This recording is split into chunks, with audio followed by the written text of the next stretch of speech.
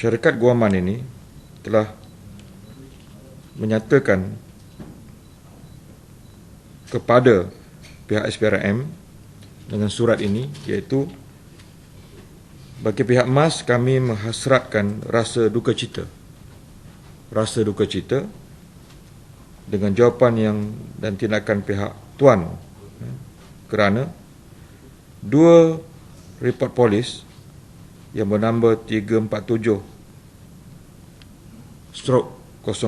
bertarikh 4 Januari 2002 dan 12532/05 bertarikh 4 Mei 2005 yang dibuat oleh MAS terhadap Tan Sri Tajuddin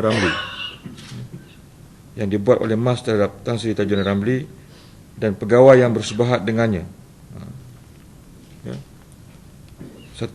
Dua polis report dibuat yang juga saya telah dedahkan dalam perbahasan parlimen yang lepas.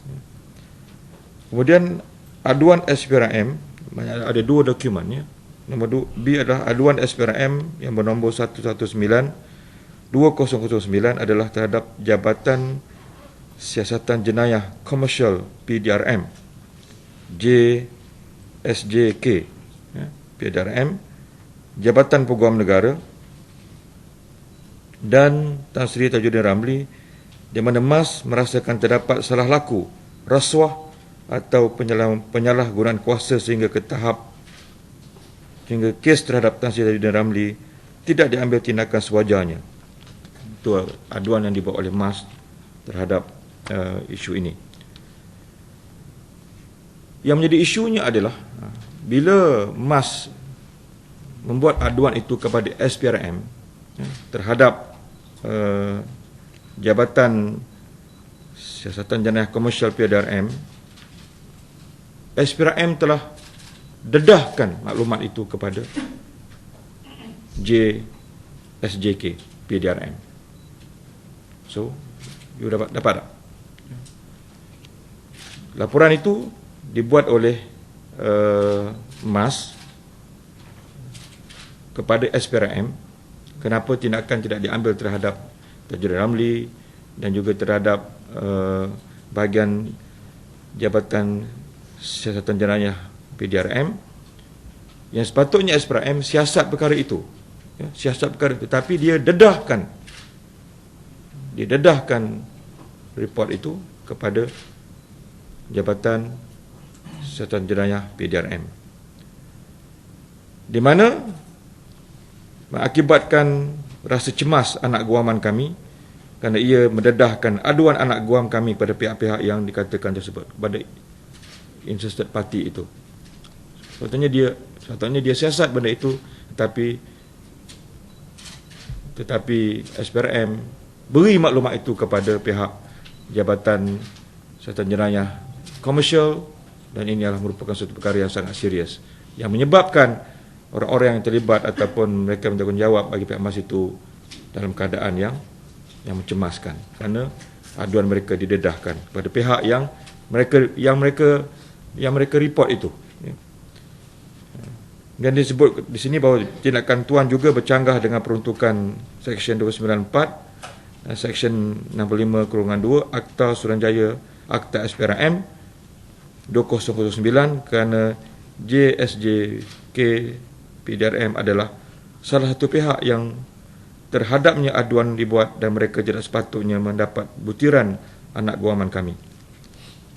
Jadi saya nak beritahu di sini bahawa SPRM seharusnya menjawab persoalan ini, kenapa dia mendedahkan aduan tersebut kepada pihak yang terlibat itu atau pihak yang berkepentingan itu, iaitulah JSJK PDRM.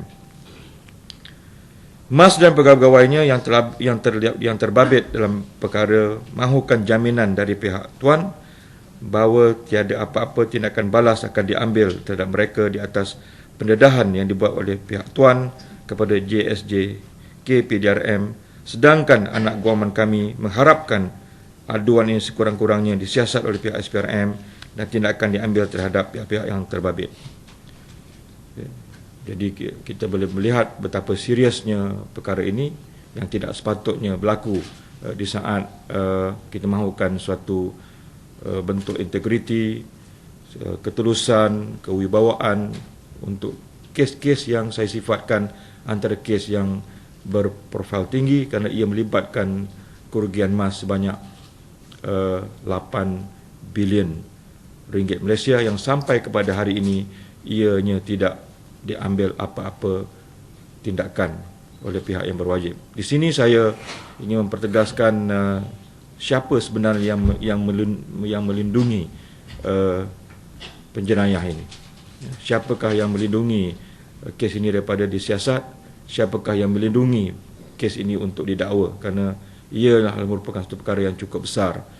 Dan saya mengambil iktibar daripada isu PKFZ yang pada mulanya bila pihak kami khususnya pembangkang membawa isu ini dengan tidak berhenti-henti di parlimen. Di peringkat awal memang ada aduan ini dibuat atas rasa dengki, pembangkang tidak ada kerja lain, tetapi oleh kerana sikap konsisten pembangkang membawa perkara ini yang saya ingat hampir 3 tahun, akhirnya kita dapat lihat kesannya sampai hari ini.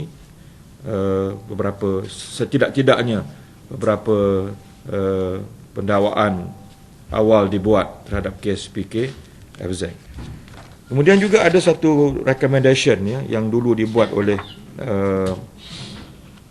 bagi contohnya saya sebut sini, saya ringkas.